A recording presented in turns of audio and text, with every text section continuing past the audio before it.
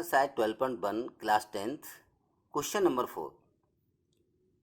The wheels of a car are the diameter 80 centimeter each.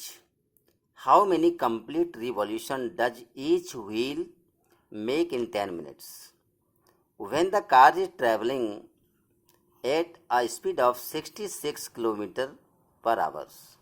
देखिए question में क्या कहा है. The wheels of car are the diameter, यानी कार का जो व्हील्स है उसका डायमीटर आपको दिया है 80 सेंटीमीटर. तो आप जानते हैं डायमीटर में से रेडियस फाइंड करते हैं. कैसे? R is equal to half कर दो डायमीटर का या 2 का डिवाइड कर दो. तो हमने क्या किया कि आपको व्हील का जो डायमीटर 80 दिया है 2 का डिवाइड कर दिया तो आपका रेडियस 40 सेंटीमीटर. अब स्पीड ऑफ कार दिया आपको 66 किलोमीटर पर आवर्स.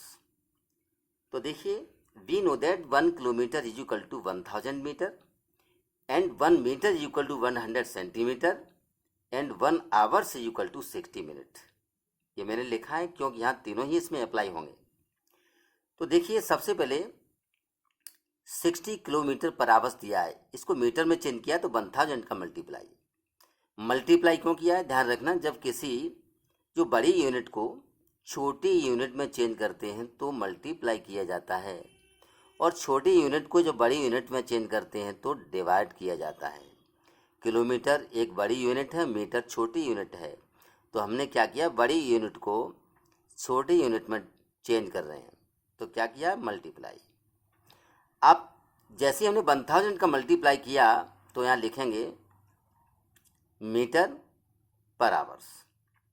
अब उसके बाद 66 मल्टीप्लाई 1000, फिर मैंने मल्टीप्लाई 100 का किया तो फिर मैंने मीटर के स्थान पर लिखा सेंटीमीटर पर आवर्स. मीटर से सेंटीमीटर में जब कन्वर्ट हुआ तो 100 का मल्टीप्लाई. मीटर से छोटी यूनिट सेंटीमीटर होती है. अब इसके बाद मैंने जो है आवर्स को मिनट में चेंज किया तो 60 का डिवाइड. ऐसा मैंने क्यों किया है? क्योंकि स्टूडेंट आपको रेडियस है वो सेंटीमीटर में दी है और जो टाइम है वो आपको मिनट में दिया है, इसलिए हमको सेंटीमीटर एंड मिनट में कन्वर्ट करके लाना है. इस बात का विशेष ध्यान रखना है. तो इसको सिंपलीफाई कीजिए. तो देखिए ये आपका 0 से ये 0 कैंसिल, 6 से ये आपका 11 बार कैंसिल हो गया. तो कुल मिला के 11 बन जा 11.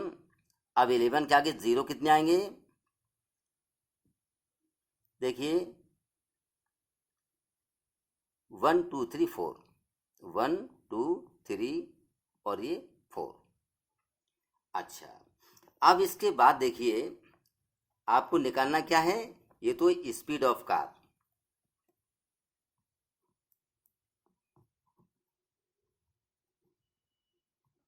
अब distance travel by car in 10 minute. Distance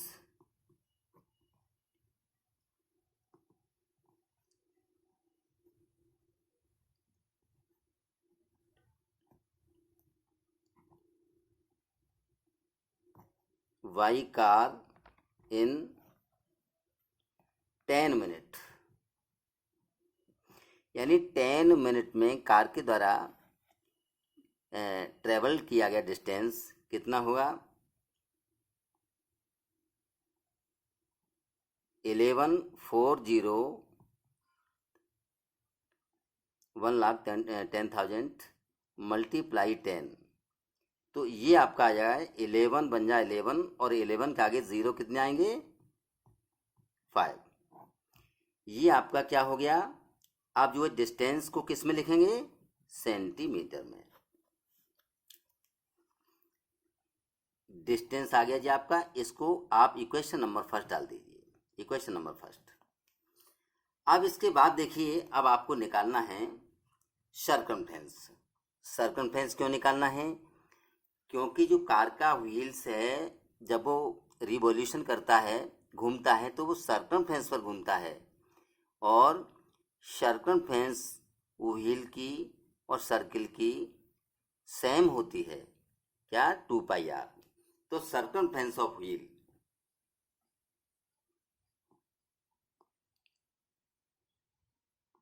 circumference of wheel ये आपकी होगी 2πr। 2π मीन्स 22/7 और r की वैल्यू 40 जो कि ऊपर निकाल चुके हैं। इसको सिंप्लीफाई करेंगे तो 1760 सेंटीमीटर। ये क्वेश्चन नंबर 2। अब आपको नंबर ऑफ रिवॉल्यूशन फाइंड करना है। तो जब भी किसी चीज़ का नंबर फाइंड करते हैं तो स्टूडेंट को डिवाइड करके निकलता है। डिवाइड किसमें, फर्स्ट इक्वेशन में सेकंड इक्वेशन का डिवाइड, यानी number of revolution, number of revolution is equal to distance कितना पहले 11 और इसके आगे 50, ये आपका 11 लाख है और इसमें डिवाइड कर दो आप 1760/7, ये ऊपर पहुंचा दीजिए, ये नीचे से ऊपर 7 आ जाएगा, 0 से ये 0 कैंसिल हो गया। देखिए 11 से इसको डिवाइड करेंगे तो 11 बन जा 11 और 11 6 जा 66, इधर ये 11 बन जा 11, 1 2 3 4 0। अब ये 16 का इसमें डिवाइड करेंगे 10,000 में तो आपका 250 बार, 250 का 625 बार जाएगा। 16 का 10,000 में डिवाइड करेंगे 625,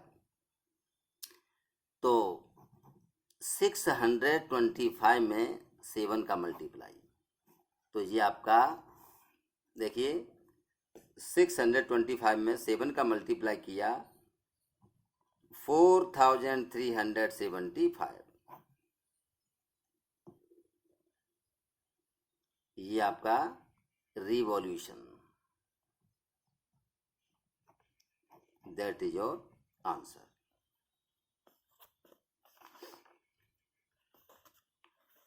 अब इसके बाद question number 5।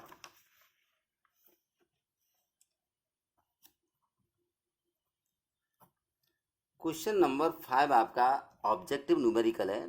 Tick the correct answer in the following and justify your choice. If the parameters and the area of circle are numerically equal then the radius the circle is, यानी circle की radius क्या है ये find करके लाना है। तो देखिए circle of the numerical equal the parameter and area, parameter of circle ये होता है आपका 2πr, एरिया ऑफ सर्किल ये होता है πr²। इक्वल का साइन क्यों लगाया, क्यों क्वेश्चन में कहा गया है कि if the parameters and the area of circle are numerically equal, ये दोनों इक्वल हैं, तो फाइंड द रेडियस, यानी रेडियस कितनी होगी, कितना इक्वल हुआ रेडियस के। तो देखिए पाई से पाई कैंसिल, तो 2r is equal to r², r से स्क्वायर कैंसिल, तो 2 इज इक्वल टू r, या इसको लिख सकते हैं r इक्वल टू 2। तो इसमें आपका जो फर्स्ट है 2 यूनिट्स, ये आपका आंसर है। कंप्लीट हो गया क्वेश्चन नंबर 5। अब मैं आपकी एक्सरसाइज 12.2 स्टार्ट कर रहा हूँ। Find the area of sector of a circle with radius 6 centimetre. देखिए इसमें आपको रेडियस दी है 6 सेंटीमीटर, क्वेश्चन में जो दिया है उसको लिख लो, and angle of sector is 60 degree. देखिए एंगल को जो है थीटा से रिप्रेजेंट करते हैं, एंगल आपको 60 डिग्री दिया है।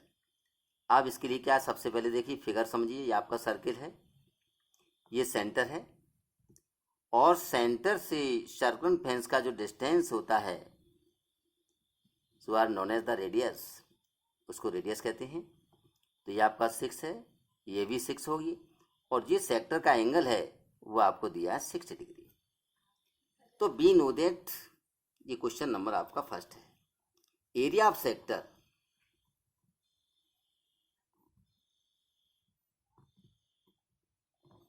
Area of sector is equal to theta upon 360 into pi r square. Theta की वैल्यू आपको दी है 60 अपॉन 360, पाई की वैल्यू 22 अपॉन 7 और आर मीन्स रेडियस आपको दिया है 6 का स्क्वायर। अब देखिए 0 से 0 कैंसिल, 6 जा 36 और 6 से ये आपका स्क्वायर कैंसिल हो जाएगी, 6 के ऊपर है। अब 22 ऊपर से आपका बचा मल्टीप्लाई 6 अपॉन 7। 22 का 6 से मल्टीप्लाई करेंगे तो 132 अपॉन 7 और एरिया ऑफ सेक्टर यानी एरिया को स्क्वायर में लिखा जाता है तो square centimetre, that is your answer. अब इसके बाद आप जो है क्वेश्चन नंबर 2 पर आइए। Find the area of quadrant of a circle whose circumference is 22 centimetre. तो देखिए सबसे पहले इसमें क्या करेंगे, इसमें एरिया ऑफ क्वाड्रेंट फाइंड करके लाना है। सर्कमफेरेंस आपको दिया है तो आप जानते हैं कि circle of circumference of a circle, circumference of a circle यानी सर्किल का सर्कमफेरेंस क्या होता है 2 पाई आर।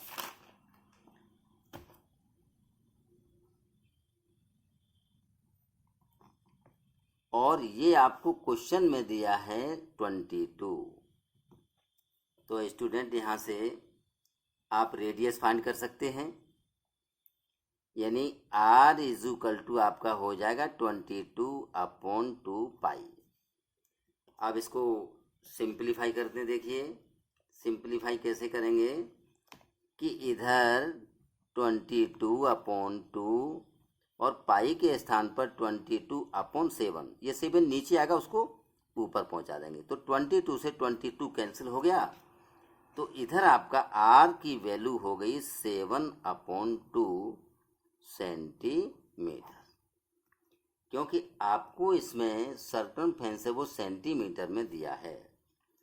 अच्छा, अब क्वेश्चन में पूछा है कि find the area of quadrant. तो देखिए एरिया ऑफ क्वाड्रेंट क्या होता है, जैसे आप थोड़ा सा फिगर के माध्यम से समझेंगे। सपोज कीजिए ये आपका सर्किल है और ये सेंटर है, तो एरिया ऑफ क्वाड्रेंट यानी quadrant of a circle subtend 90 degree angle at the centre of the circle, यानी सर्किल का जो क्वाड्रेंट है वो सेंटर पर 90 डिग्री का एंगल सबटेंड करता है। तो एरिया ऑफ क्वाड्रेंट क्या होगा, area of quadrant is equal to होगा 1/4 pi r square. 1/4 pi r square क्यों होगा, क्योंकि we know that theta upon 360 into pi r square होता है एरिया ऑफ सेक्टर। तो यहाँ जो है थीटा के स्थान पर 90 डिग्री लिखेंगे। देखिए 90 अपॉन 360 तो आपका 0 से 0 कैंसिल और 9 बन जा 9, 9 4 जा 36, तो ये आपका 1/4 पाई आर स्क्वायर आ गया। इसलिए मैंने यहाँ डायरेक्ट लिखा कि area of quadrant is equal to 1/4 pi r square.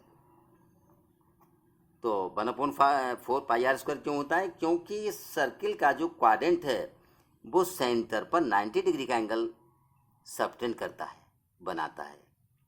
इसलिए एरिया ऑफ सेक्टर का फॉर्मूले में जहाँ थीटा लिखा है वहाँ पर 90 डिग्री अप्लाई करेंगे तो आपका 1/4 पाई आर स्क्वायर आ जाएगा। 1/4 पाई की वैल्यू रख दो 22/7 और r square, r means 7/2 into 7/2, ये निकाल चुके हैं। अब देखिए इसको सिंप्लीफाई करते हैं। 2 से ये आपका ये 11 बार, 7 से 7 कैंसिल, 11 का 7 में मल्टीप्लाई करेंगे तो आपका 77 और 4 2 जा 8। अब ये भी जो है एरिया ऑफ क्वाड्रेंट निकालना है तो इसको भी स्क्वायर में ही लिखा जाएगा, क्योंकि एरिया की जो यूनिट होती है वो स्क्वायर होती है। यदि न्यूमेरिकल में आपको मीटर दिया है तो स्क्वायर मीटर लिखा जाएगा, यदि सेंटीमीटर दिया तो स्क्वायर सेंटीमीटर। ओके, आज इतना ही। Thank you.